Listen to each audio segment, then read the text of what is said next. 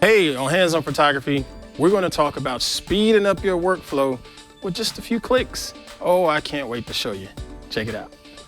Hands On Photography is brought to you from LastPass Studios. Keeping passwords on notes or spreadsheets doesn't work anymore. LastPass easily keeps track and creates unique passwords for every site you use. Visit lastpass.com/twit.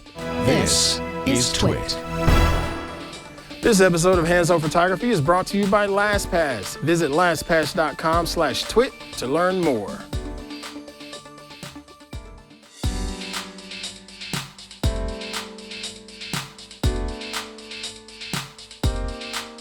Hey everybody, I'm Pruitt. This is Hands On Photography here at TWiT.tv. Hope y'all doing well. I'm unbelievable as always. Can't wait to get into sharing another tip and trick for you photographers out there that are trying to get better at shooting and get better at post-processing, or for this particular episode, getting better with your workflow. All right, so this show, folks, I like to sit down and talk about all of the different tricks and aim it squarely at you folks that are just getting started with photography. So if this is your first time checking out Hands On Photography, do me a favor and hit that subscribe button in your podcatcher of choice, or you can just go on over to twit.tv/hop and check out all of the different subscription options that are available right there. We're available on Apple Podcasts and Spotify and all of those popular ones. We even have a YouTube channel if you want to see my beautiful mug there. I don't mind that at all. Thank you all for the continued support. Thank you for subscribing and downloading all of the previous episodes and sharing it out to all of your friends and family and continuing to grow our wonderful community here on Hands On Photography. Okay. So now let's go ahead and just dive right into this week's episode. I want to talk about Photoshop actions. Photoshop actions. I know every now and then when I mention Photoshop to you folks, you get a little bit nervous, and trust me, I get it, because Photoshop is a really, really big and robust photo manipulation program. So it can be a little bit intimidating, but hopefully all the previous episodes we've talked about Photoshop, I was able to break you in nice and slowly and get you a little bit more comfortable. Now, let's think back to all of the previous episodes. When I opened up Photoshop, a lot of times there's some things in there that I will do pretty much to every single image, so it's a repetitive process, if you will. And there's a way that you can speed up your workflow inside of Photoshop, and that's with Photoshop actions, okay? Photoshop actions, if you want to think about, heck, this is the TWiT audience, right? TWiT is a bunch of techie and engineering and really, really hip on the tech products kind of things, right? Right, Mr. Victor? Ain't that the TWiT audience? Pretty sharp. They know their tech. Okay, so if you want to think about macros in a spreadsheet, equate that to Photoshop actions. Macros, you create them in a spreadsheet to do a whole bunch of different functions inside of that spreadsheet, whether it's like adding up a bunch of different columns or pulling up averages or what have you. That's a macro. Well, a Photoshop action is essentially a macro for Photoshop. It's going to allow you to do several different steps inside of the application to help speed things up for you. And it's all within one click, okay? So let's go ahead and take a look at my screen here in Photoshop. Like this image here, this is something that I shot not too long ago in LA. I was just walking around downtown. And as usual, I like to do a good bit of sharpening to make sure the image isn't so blurry. And if you look at the layer panel here on the bottom right, you'll see a whole bunch of different layers that I had to add, and filters and all of that stuff that I had to add to make this image look the way I wanted it to look from a sharpness standpoint. Well, over time, I got tired of creating all of those layers, so I ended up creating a Photoshop action that will sharpen my image for me. And if I click over here on this little icon that looks like a play button, that's the actions menu inside of Photoshop. And if you don't see that action menu, go to the window menu inside of Photoshop, click on that, and you'll be able to see action there. Just make sure it's checked, and it'll show up for you inside of your panel, okay? So now, when I clicked on that actions menu, you'll see that there's a whole bunch of different actions already loaded into Photoshop, but I created my own, this one right here. It's called Ants Sharpening. Pretty simple, right? You can name it whatever you want so you can keep yourself organized and working pretty quickly. And as you scroll down through this Photoshop action, notice that it has all of these different steps. As I do my sharpening, you'll see that it does a duplicate layer, does that twice, selecting another layer, making a group, selecting another layer, convert into smart objects, so on and so forth, even down to setting the level of blur that I want to have for Gaussian blur, even down to how much the high pass filter I want to set. It'll do all of that stuff for me automatically just by clicking that action and clicking play, if you will, okay? So I'm going to show you all how to do your own, how to create your own Photoshop action. But before we do that, we're going to take a few minutes to thank one of my favorite sponsors, someone that I use every single day, and that is the folks at LastPass. This episode of Hands On Photography is brought to you by LastPass. As you're preparing your remote workforce, it's important to keep security top of mind with aiding employee productivity. Transitioning to a full work from home environment can be complicated. LastPass is here to make the transition easier without decreasing security. LastPass enables IT teams to remain in complete control over which employees are accessing which resources, no matter where they are working, for unified visibility over access and authentication.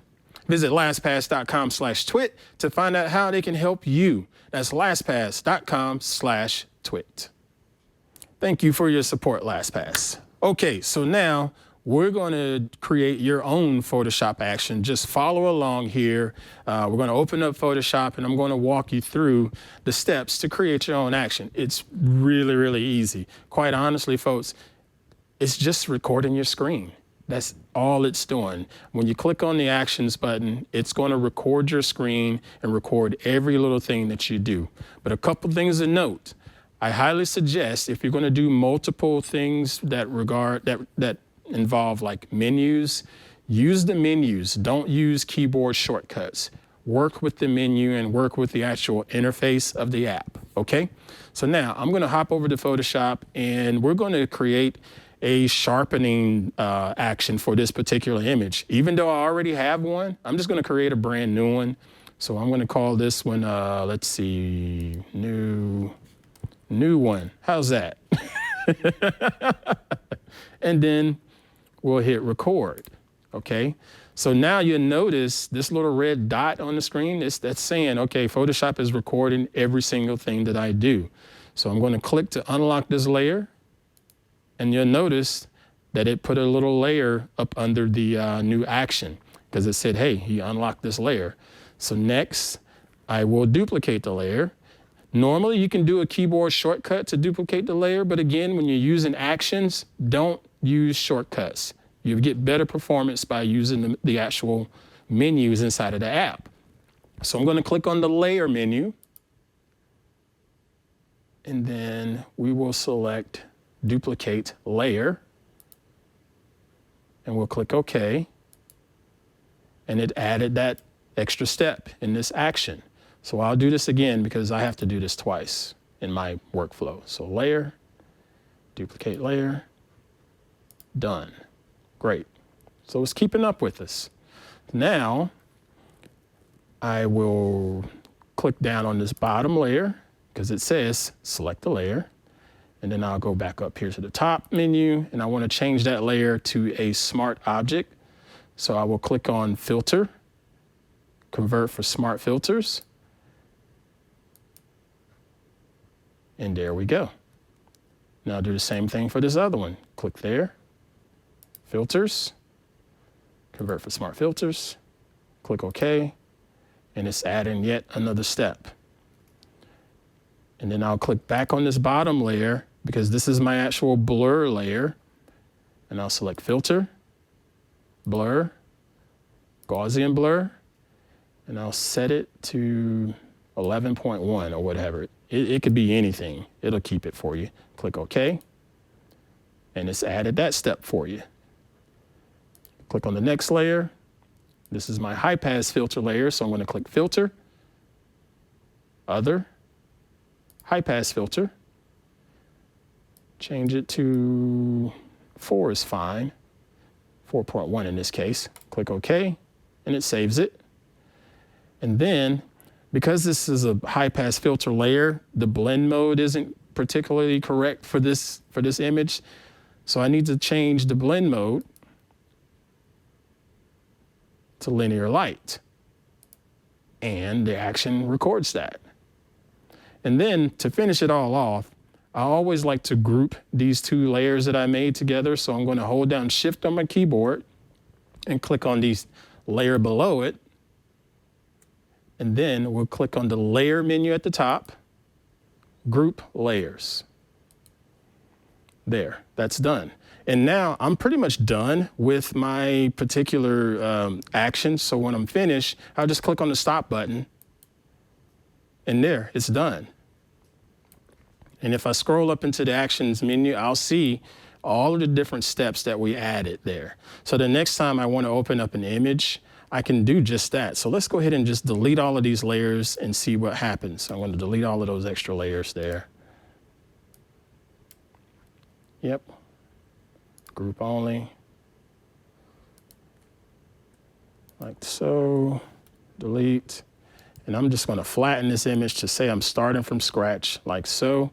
And now we're just going to retest our Photoshop action. I'm just going to click on New One, because that's what we called it. And then we're going to hit play, and it should scroll through and do all of those steps for us. And that's what it's doing. Boom, it's done. That was a lot quicker than navigating through all of those different menus and trying to change those different settings. Oh, that was so much quicker. I love Photoshop actions. I use them all the time for my sharpening, and it saves a lot of time. All right, Mr. Victor, have you used Photoshop actions just yet? I have, back in the day when I used to have a finicky scanner that had a particular thing. I think it was like, it did something with the pixels, and I had to use actions to correct color and add, I think it was either a dust and scratches or a slight blur. Oh yeah, on one of the channels, right? In order to just make it look normal. Oh man, so yeah, that sounds like something I would want to pull my hair out. Oh, yeah, wait a minute. That was me being cheap and not just buying a new scanner. But yeah, that's crazy. But yeah, I've used actions for that. Oh man, I love Photoshop actions, and I'm glad that is a feature that's built in. It really helps to speed up that workflow. All right, folks, that is it for this week on Hands-On Photography. Thank y'all so much for joining us each and every week and sharing our content out with all of the other folks that are interested in learning a little bit more about being a better photographer and heck, just getting started with it and just taking on the challenge and trying to be even better at this little craft. Really do appreciate all of that support. Again, you can head on over to our website to check out all of the different subscription options. That's twit.tv/hop. And you'll see that we have Spotify and YouTube and Pocket Cast and all of those different options available for you. And if you want to just hang out somewhere and chat with a bunch of other like-minded folks, check out our TWiT community. That is twit.community in your browser. And you can hop over there and just see all of the different folks that love watching the different shows here on TWiT. We don't always talk about the shows. Sometimes we just talk about random stuff. You know, somebody's got a new camera and they want to talk about it, we'll talk about it. We'll even post up some different photos that we've shot during the week, or we'll talk about last night's dinner. It's just a nice little fun group and fun chat that we have amongst a bunch of friends here in the TWiT community. Thank you all so much for your continued support. Get on out there, create and dominate, and I'll catch you on the next one. Take care.